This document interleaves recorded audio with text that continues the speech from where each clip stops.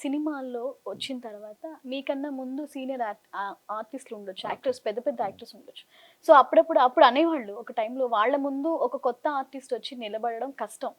ఒక కొత్త సినిమా చేసిన తర్వాత కోర్స్ ఒక మనిషి మీదకి మనసు మల్లుతుంది. అందరు ఒక ఆ మనిషి మీదకే వెళ్ళిపోతుంది మనసు.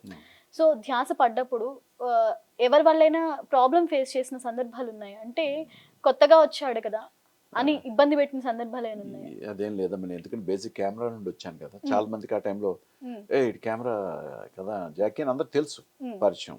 అందుకని నేను అలాంటిది ఏం ఫేస్ చేయలేదు ఎప్పుడు. నేను ఎందుకు మామూలు క్లోజ్గానే ఉంటాను. వాళ్ళు పెద్ద అయినా చిన్న అయినా ఇప్పుడున్నా నేను చేసే టీవీ సీరియల్ అయినా సరే కొత్తగా చాలా మంది వస్తారు యాక్టర్స్.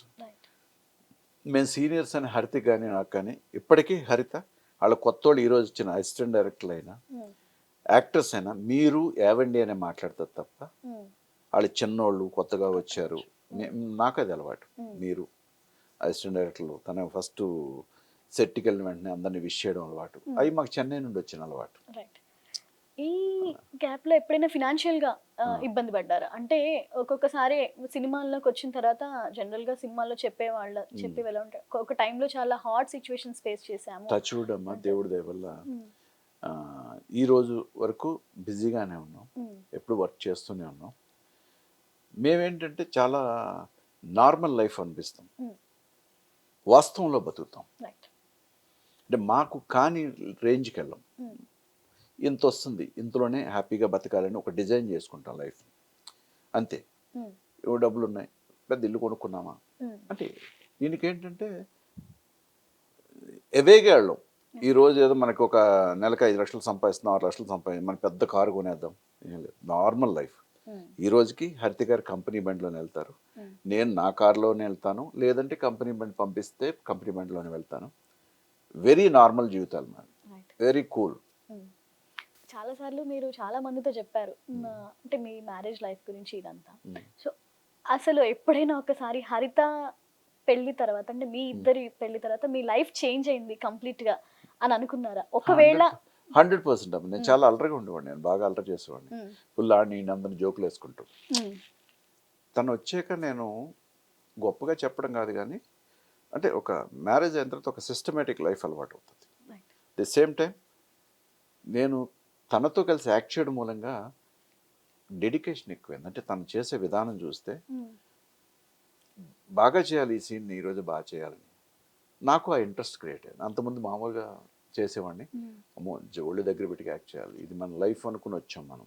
అందుకని సిన్సియర్గా ఉంటాం, సిన్సియర్గా సీన్ చదువుకుంటాం, ఆటలాడుతూనే ఉంటాం సెట్లోనే, ఫుల్ ఎంజాయ్ చేసి వర్క్ చేస్తాను. మీరు ఎప్పుడన్నా మీకు రంగులు రాట్నం సెట్లు కానీ ఎవరన్నా అడిగితే జాకీ గారితో వర్క్ స్టైల్ ఎలా ఉంటుందంటే ఫుల్ జోకులు వేసుకుంటూ సరదాగా పనిచేస్తాను. నేను ఎంజాయ్ చేస్తాను లైఫ్, ఎలాగ సీన్ని ఎంజాయ్ చేస్తాను, ఎంజాయ్ చేస్తాను.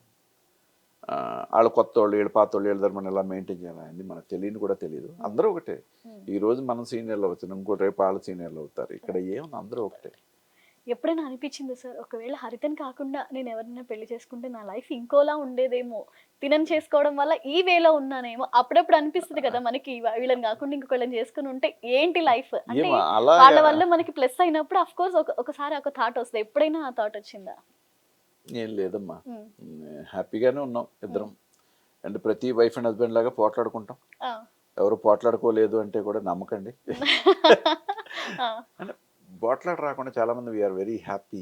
అసలు మాకు గొడవలు రావు అనేది, వైఫ్ అండ్ హస్బెండ్ అనే గొడవలు వస్తాయి, అవి మళ్ళీ సరదాగా ఉంటాయి, బాగుంటుంది అది లైఫ్. ఇప్పుడు ఎవరు తగ్గుతారు అడిగితే? నేనే తగ్గుతాను. తను స్టబన్ గా ఉంటుంది, చూసి నేర్చుకోండి. స్టబన్ గా ఉంటుంది. ఎందుకంటే నేనే కొంచెం ఓవర్ చేస్తే తను ఏంటంటే ఇప్పుడు కరెక్ట్గా సిస్టమేటిక్ కరెక్ట్గా ఉంటుంది.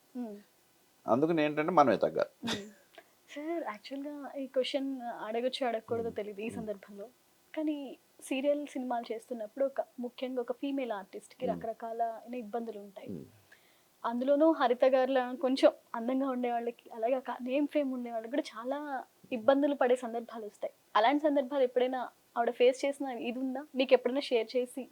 అసలు అలాంటి, ఎందుకంటే తన పరిధులు, తన రూము, తన ఇది, తన షూటింగ్ ఏదన్నా ఎలా ఉంటుందంటే మనలో ఉంటుందమ్మా. కొంచెం మనం సీరియస్గా సిన్సియర్, మన యాక్టర్గా వచ్చాం, వర్క్లో అవుట్పుట్ కుమ్మి పడేస్తారు.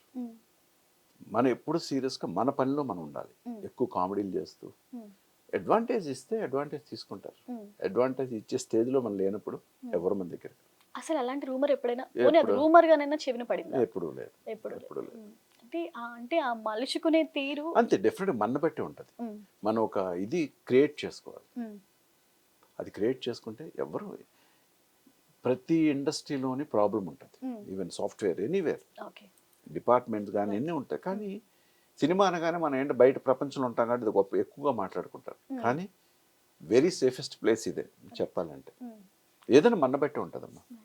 కానీ సినిమా ఇండస్ట్రీ మీద సీరియల్ ఇండస్ట్రీ మీద ఒక ముద్ర పడిపోవడానికి కొన్ని జరిగే సిచ్యువేషన్స్ కూడా అలాగే ఉంటున్నాయి సార్. లైక్ మొన్న మనం చూస్తే పవిత్ర చేయడం అలా రకరకాలైన ఉంటాయి ఇష్యూస్ కూడా ఇష్యూస్ ఉన్నాయి. సో అసలు అలాంటివి ఎందుకు క్రియేట్ అవుతాయి ఈ ముఖ్యంగా ఈ అంటే మనం industry లో? ఎందుకంటే మనం జనాలకి దగ్గరగా రోజు కనిపిస్తాం కాబట్టి మన గురించి మాట్లాడుకుంటాం. కనిపించిన ఎన్నో బయట ఉన్నాయి. చాలా మంది లైఫ్లో ఏంటని మీకు తెలుసు నాకు తెలుసు. పేపర్లో చూస్తాం, బయటే చూస్తాం. అవి బయటికి రావు. ఎందుకంటే వాళ్ళు దే ఆర్ నాట్ సెలబ్రిటీస్ కాదు కదా వాళ్ళు. అందుకని సెలబ్రిటీస్ కాబట్టి ఎక్కువ మాట్లాడుకునే అవకాశం. చిన్న ఇష్యూ అయినా మనం బయటకు వస్తాం.